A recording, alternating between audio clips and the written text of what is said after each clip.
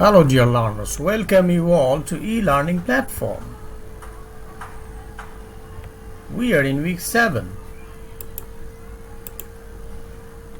In this week we will learn A Passage to India Part 3 Temple, written by Forster.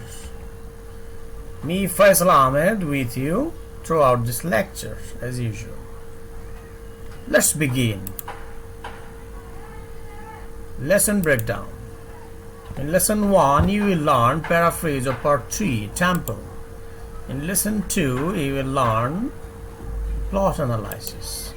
And in lesson 3 I will discuss symbolism and major themes in A Passage to India. Lesson 1 Paraphrase of part 3 temple.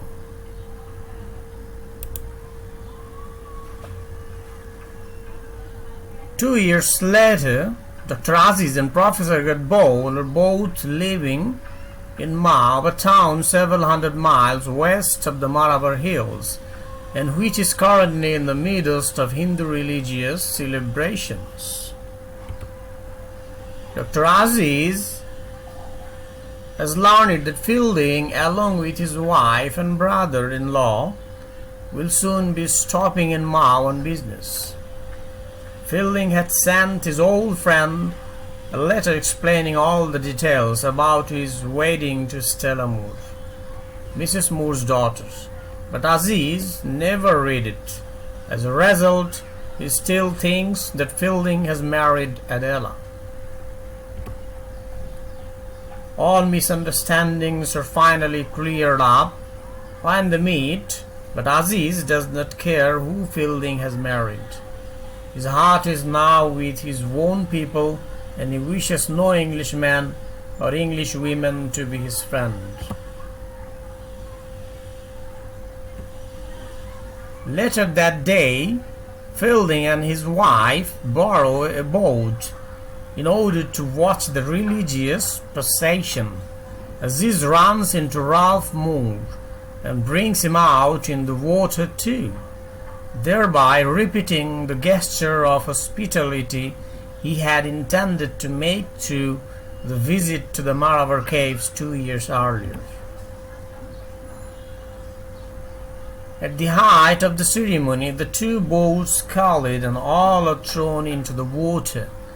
The accident erases all bitterness between Fielding and Aziz, and the two go back laughingly to their old relationship. A few days later, they go for a ride in the Mao jungles, and Aziz gives Fielding a letter for Miss Quested in which he thanks her for her fine behavior 2 years back. They talk about politics, and Aziz foresees the day when India shall finally get rid of the English. Then Aziz tells Fielding, "You and I shall be friends." Lesson 2 Plot Analysis. Part 3 Temple of Passage to India takes place during the rainy season several years after the action of parts 1 and 2.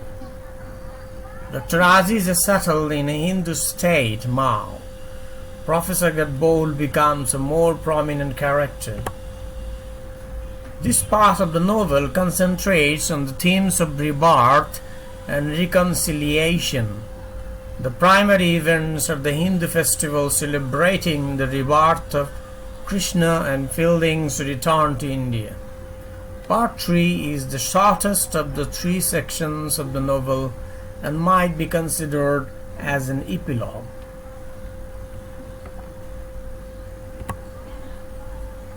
Forster releases the dramatic tension that had built concerning the Marabar Caves expedition in this chapter, which takes place removed from the conflict in Chandrapur.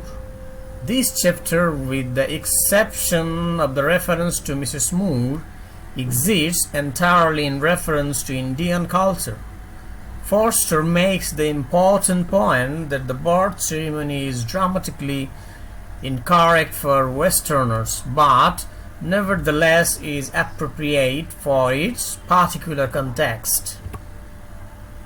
Gadwal's sudden remembrance of Mrs. Moore is an odd intrusion into the specifically Hindu ceremony, but not entirely inappropriate. Mrs. Moore remains the only English character in a passage to India who proved herself able to fully interact with Indian culture. It is she, and not Fielding, whose pragmatism and independence make him unsuitable for both Eastern and Western culture, who best achieved reciprocity between the two cultures, neutrality between the two cultures. Forster bases this chapter on a misunderstanding between Aziz and Fielding. Aziz remains angry at Fielding for supposedly marrying Miss Quested, but there is no definitive information that it is actually Miss Quested that he has married. In fact, for Fielding to do so and expect friendship with Aziz seems quite unlikely. Rather, the identity of the person whom Fielding has married will soon be revealed. Aziz remains bitter and cynical because of the events at Chandrapur, but upon leaving the area his temper has cooled significantly. There is still a core of resentment, but Aziz is no longer obsessed with revenge against the English in general and Adela Quested in particular. The different political dynamic at Mao contributes to this greater sense of repose. The omnipresent conflict between the English and the Indians in Chandrapur sits to different lines of faction in Mao. This new balance of power shows that the problems in India are not part of irreconcilable lines of conflict between East and West. Rather, the problem stems from the natural human tendency for factions. In Mao, the English-Indian differences are secondary to other alignments. This is significant because it shows that there is no irreconcilable rift between the English and Indians. The crashing of the two boats forms the climax of a passage to India.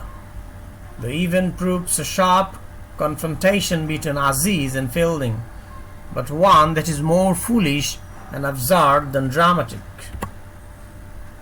The melodrama of the clashing of two cultures, East and West, that drives the majority of the novel gives way to a comic clashing of two boats. This is an ironic event, for the reconciliation between Aziz and Fielding occurs only after a comedic mishap. This also serves as a reminder of the foolishness of most of the dramatic events in A Passage to India. The mini tragedy of the crashing of the boats occurs out of misunderstandings and understandable errors in judgment.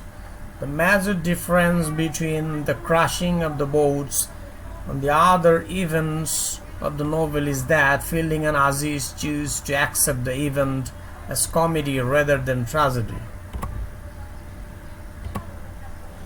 Forster ends A Passage to India with a bitter, sweet reconciliation between Aziz and Fielding,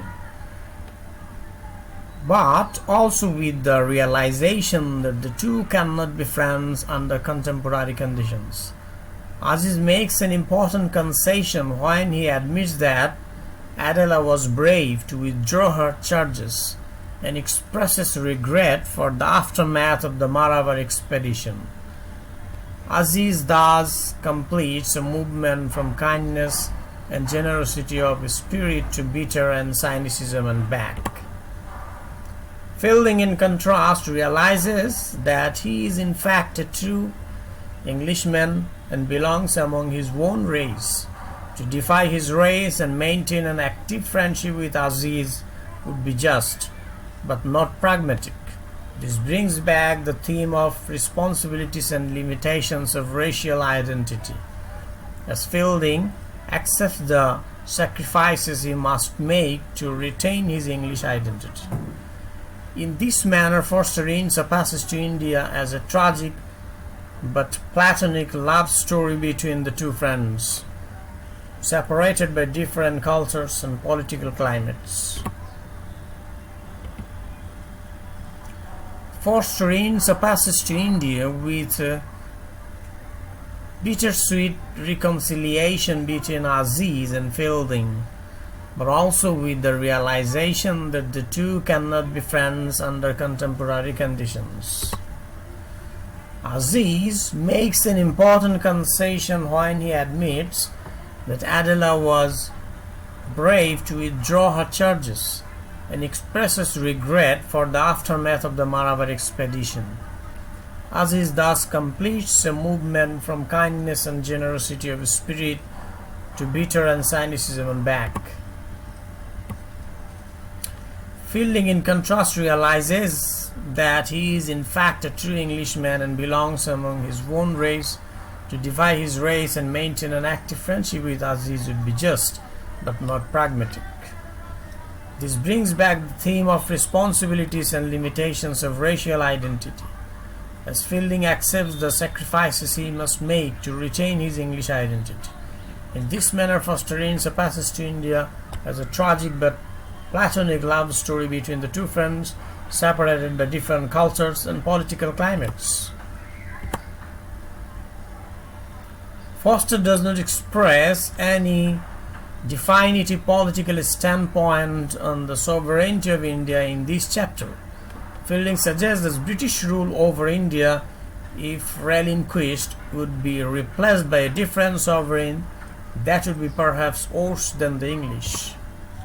However, Aziz does make the point that it is British rule in India that prevents the two men from remaining friends. Forster thus indicates that British rule in India creates significant problems for India, but does not offer an easy or concrete solution. Lesson 3: Symbolism and Major Themes. First, I will discuss symbolism in A Passage to India. Although A Passage to India is a realistic novel, it also contains many symbolic elements. The most obvious symbols are those that give the titles of the book's three sections: mosque, cave, and temple. Both for Aziz and Mrs. Moore, the mosque is a symbol of refuge and peace, a place of sanctuary. The firm meeting of Aziz and Mrs. Moore takes place in the mosque at night, under the moonlight. Mrs. Moore has gone to the mosque because she is bored with the play she has been attending at the Chandrapur Club. The English play, Cousin Kate, seems artificial and out of place in India. The mosque, by contrast, is one symbol of the real India. The cave bears some resemblance to the mosque, in that both are enclosed spaces. Here, however, the resemblance ends. The cave is dark, featureless, and menacing. Although there are many caves at Malabar, it is impossible to tell one from another. They are all alike. Critics have argued about the symbolic meaning of the cave. It is at least certain that whatever else they might suggest, they stand for misunderstanding and meaninglessness, or what Mrs. Moore calls Madhu. Prominent among other symbols is the wasp. When Mrs. Moore goes to hang up her cloak at the end of chapter 3, she sees a wasp. The symbolic significance of the wasp is not spelled out. However, it suggests the natural life of India and also carries a hint of uncertainty. Much later in part 3, Professor Gadbol recalls an old woman he had met in Chandrapur days. He then remembers a wasp scene. He forgot her. He loved the wasp equally. Major themes in A Passage to India: ambiguity or obscurity or confusion. A Passage to India is full of ambiguity or confusion. And its most important characters, Dr. Aziz, Mrs. Moore, Cyril Fielding, Adela Quester, are beset by doubt at key points in the narrative. The terms mystery and model are introduced during Fielding's tea party and are repeated several times throughout the book. When Adela remarks that she hates mysteries, Mrs. Moore replies that I like mysteries, but I rather dislike models. Models confusion. Mr. Fielding then observes that a mystery is a model. A Passage to India is full of ambiguity or confusion, and its most important characters, Dr. Aziz already mentioned this. Doubt and ambiguity surround two key incidents in the book that occur at the Maravar caves. On a literal level, Adela does not know if she has really been attacked in the cave, or if she has only imagined this incident, or it was her hallucination. If she has been attacked, was Dr. Aziz the attacker?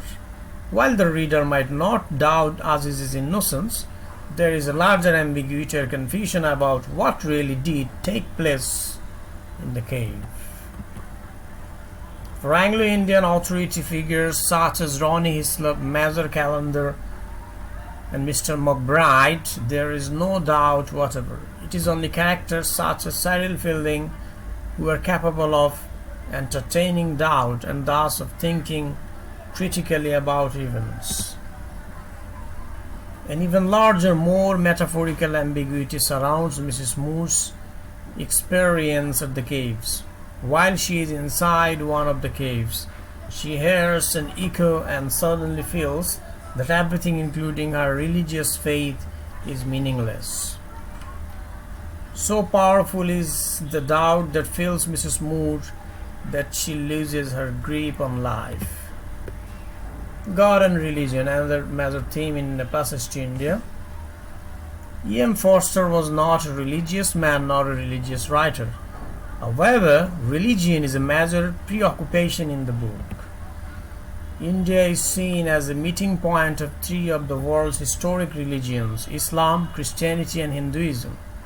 Indeed, the three parts of the book, mosque, cave, and temple, generally correspond to these religions. Aziz loves the cultural and social aspects of his Muslim heritage or Islamic culture, but he seems less concerned with its theology and religious practice. He is aware that Muslims are in the minority in India, and he thus feels a special kinship with other Muslims such as Hamidullah. The Anglo-Indians are nominal representatives of Christianity, although there is little overt sign of such Christian virtues as charity, love, and forgiveness. Ronnie Hislop admits that for him Christianity is fine in its place, but he does not let it interfere with his civil duty. Mrs. Moore is basically Christian in her outlook. However, she experiences a crisis of faith during her visit to the Maravar caves, and her belief in God or in any meaning to life is destroyed. Hinduism is the main religion of India, and Professor Gadbol is the central Hindu figure in the book. He is also by far the most religious character. For Gadbol, Hinduism is completeness, not reconstruction. The central principle of this religion is the total acceptance of things as they are. Forster suggests that this is the most positive spiritual approach to life. It is also most representative of the true spirit of India. Week 7, that's the end of the lesson. Thank you very much for being with me.